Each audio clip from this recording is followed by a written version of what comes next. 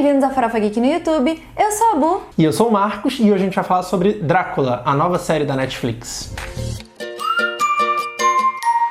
Drácula é uma série original Netflix que estreou em 2020 e conta a história de um dos livros mais famosos de terror, que é o próprio Drácula, do irlandês Bram Stoker, de 1897. E a série que veio com o desafio de fazer uma releitura de uma das obras que já foi mais adaptada na história. Já teve todos os tipos de adaptação, já teve adaptação boa, já teve adaptação um lixo.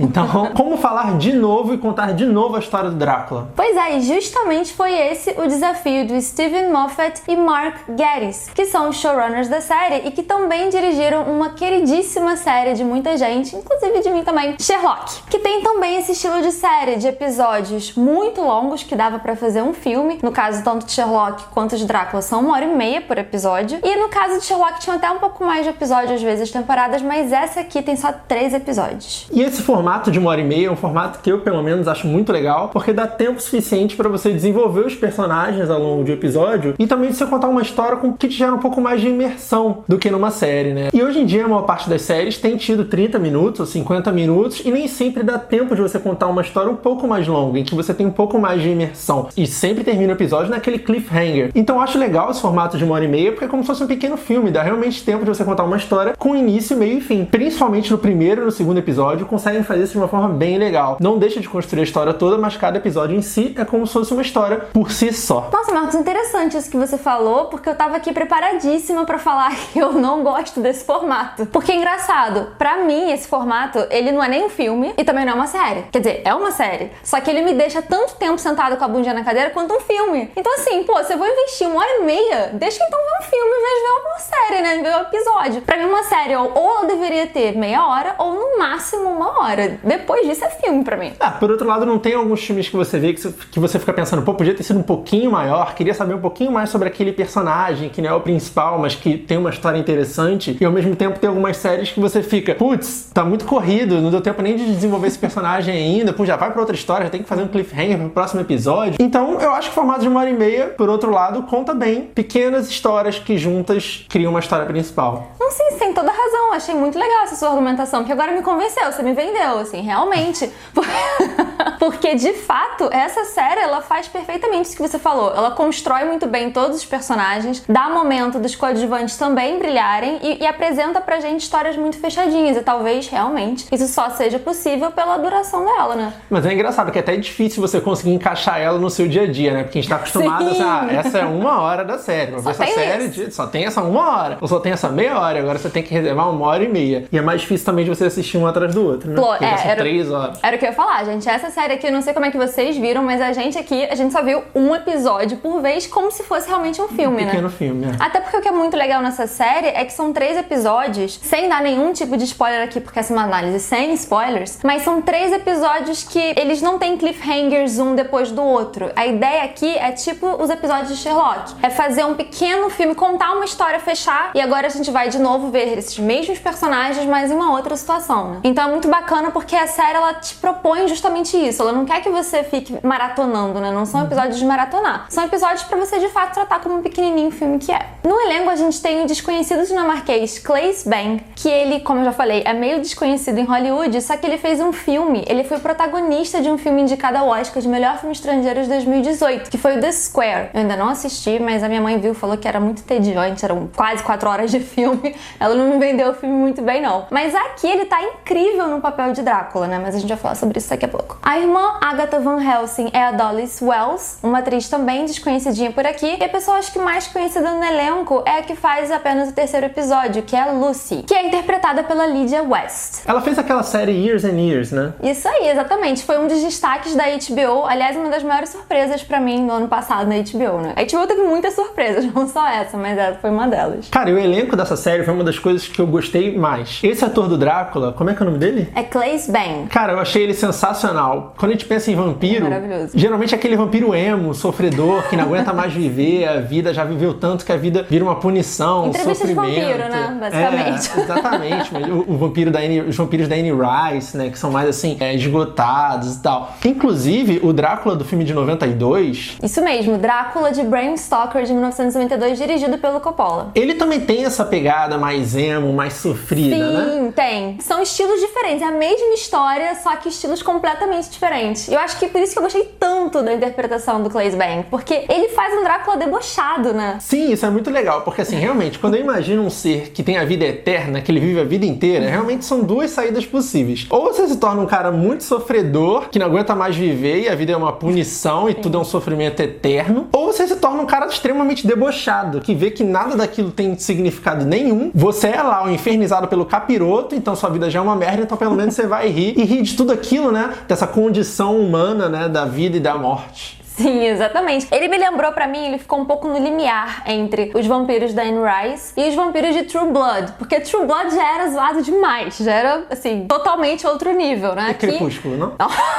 Crepúsculo jamais. Crepúsculo é um outro nível, né? Nível infanto-juvenil. Também não estamos lá. Estamos um pouquinho crescidinhos, né? Um Crepúsculo meio True Blood, que já rola uma sacanagem. Então eu gostei disso. Eu gostei do fato desse Drácula não ser uma das interpretações de Drácula que a gente tem infinitas, que foi de novo pra esse lado sofrido e um lado do Drácula mal. O Drácula que é tipo o demônio, aí chega o Drácula e vira o demônio em algum momento capiroto. Não, ele é um Drácula meio Hades de Hércules do desenho. Ele é um Drácula super debochado, ele não tá nem aí pra humanidade, ele quer mesmo comer os humanos, ele trata os humanos como bonequinhos, né? Como fantochezinhos pra ele. Sacos ambulantes de sangue. Mas na hora que ele tem que virar o capiroto, ele vira o capiroto também. Sim. Ele cumpre o papel dele. E o contraponto dele, né? A Agatha Van Helsing. Eu gostei muito daquela atriz, eu não conhecia, Também não sei o que mais conhecia. que ela fez. Mas uma coisa que eu tenho achado bem legal em algumas séries é esse papel de heroína, né? Interpretada por uma mulher um pouco mais velha, que geralmente não faz esse tipo de papel. Que a gente até falou sobre isso, né? Em Watchmen, no vídeo de Watchmen. Que ela faz o papel da policial Laurie. que era Espectral versão 2, né? Lá do primeiro filme do Watchmen. Então, assim, a gente tá vendo como é legal papéis que antes seriam interpretados. Aquele papel clássico interpretado por um cara fodão, homem, um pouco mais velho, assim, meio sombrio, meio durão, né? O próprio papel do Anthony Hopkins no Drácula lá de 92 do Coppola, Sim. ele é mais velho, sim, mas ele é o homem, é fodão, né? Aquele estereótipo, né? Ele sabe tudo e ele que faz o papel do debochado. Aqui nessa série, a gente vai falar sem spoilers, pouquinhas coisas comparando com o filme, né? Na série, o papel do Van Helsing, que era o Anthony Hopkins no filme, ele vai pra Agatha. A Agatha que tem o sobrenome Van Helsing. E esse lado engraçadinho, debochado, ele passa pro Drácula. Meio que o personagem do Anthony Hopkins é dissolvido aí, a personalidade em dois personagens diferentes.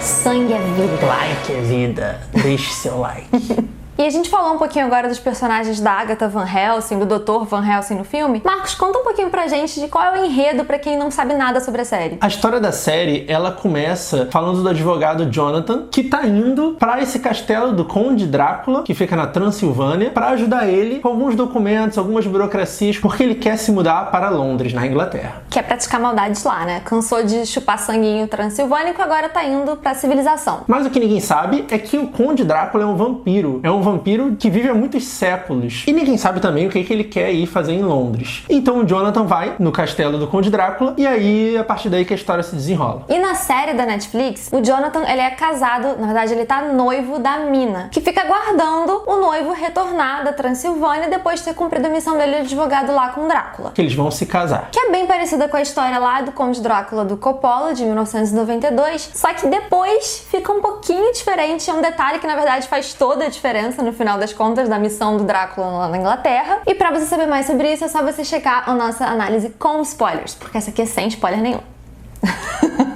E uma curiosidade sobre a casa do Conde Drácula na Transilvânia, esse é o castelo Orava, que fica na Eslováquia e também foi o castelo utilizado para ser a mansão de um vampiro muito famoso, o Nosferatu de 1992. Então as filmagens da série que mostram esse castelo, tem vários takes do lado de fora, são o mesmo take que você pode conferir lá em Nosferatu. Então, vale a pena ver a série? Olha, Marcos, eu gostei bastante da série, ela me impressionou e eu acho que esse trailer dela, ele é um pouco estranho, ele é um pouco esquisito, porque ele mostra uma uma série que não me deixou com vontade de ver. Eu falei, gente, mas parece tão tosca. Parece muito tosca. Mas não é tão tosca. Não é tosco. Isso que achei interessante. O Netflix, normalmente, ele quando te vende uma coisa tosca, se prepara porque é mais tosco do que você imagina. Mas essa série não. Essa série eles fizeram um trailer puxado um pouco mais pra comédia e a série até tem elementos de comédia. Como a gente já falou, o Drácula do Clay, ele é um cara engraçado, ele é um cara debochado, um cara meio demoníaco, não totalmente sensual, tentando te seduzir pro sexo. É um cara meio Chandler, sei lá, se o Chandler fosse um vampiro. Mas a série não é só isso. Ela tem, sim, muitos elementos do gore. Então tem essa questão de muito sangue, cabeça e gente esquisita. E alimentação por meio de insetos estranhos. Tem muito do gore, sim. Mas isso não torna a série tosca. Não é um gore tipo Duende, filme lá com a Jennifer Aniston. Não é esse tipo de gore. É um gore bom. É um gore quase que blockbuster, né?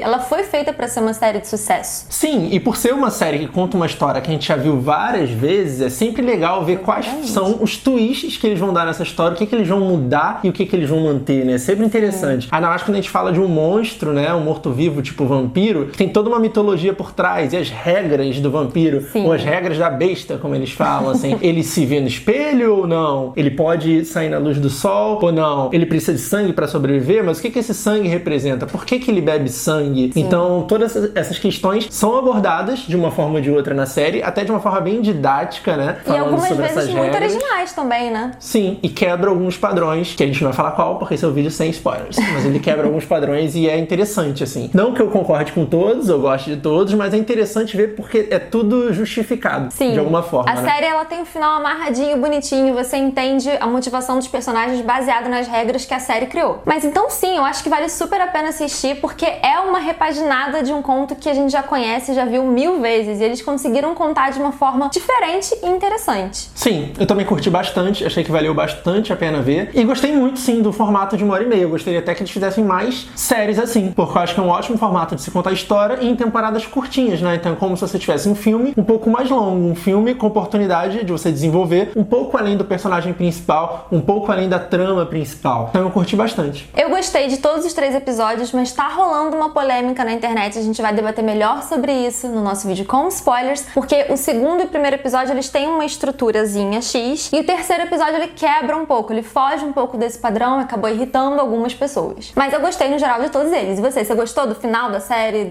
do geral? Não gostei tanto do final e não gostei tanto do terceiro episódio, mas eu achei que foi ousado e eles tentaram fugir um pouco do padrão, foi arriscado, eu acho que é legal. E eu acho que a gente tem que dar um mérito aos produtores da série de terem tentado e ousar um pouco, porque senão as histórias vão ser sempre contadas da mesma forma, o que não é legal pra ninguém. Isso aí. É isso, esse foi o nosso vídeo sem spoilers sobre Drácula. Se você gostou, deixa seu like, não esquece de comentar se você vai ver a série, se você gostou. Você gostou do final, de como ela termina? Isso você comenta lá no com spoilers, senão a galera vai ficar bolada. Isso que eu ia falar, ou comenta sem dar spoilers. Exatamente.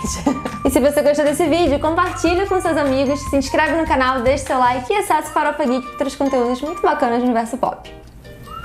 Ai, que susto!